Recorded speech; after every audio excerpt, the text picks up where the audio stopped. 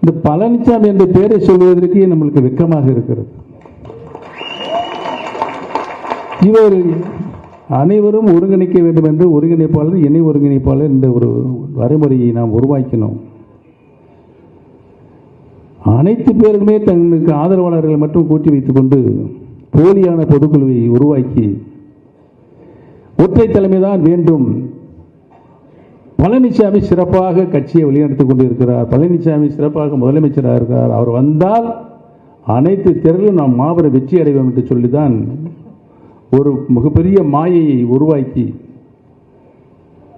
உருவாக்கினார்கள். அதற்கு பின்னால் நடந்த என்ன தேர்தல்? 11 தேர்தலில் பழனிசாமி பொதுச் செயலாளராக பொறுப்பேற்றதற்கு பின்னால் அத்தனையும் தோல்வியடைந்தார்.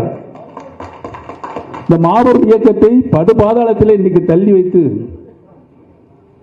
இன்னைக்கு அனைத்து இந்திய அன்னார முன்னேற்ற கழகத்தில் இருக்கின்ற அனைத்து தொண்டர்களும் வெம்பி வெதுங்கி என்ன செய்வதென்றே திக்கும் காடிக்கொண்டிருக்கிறார்கள்.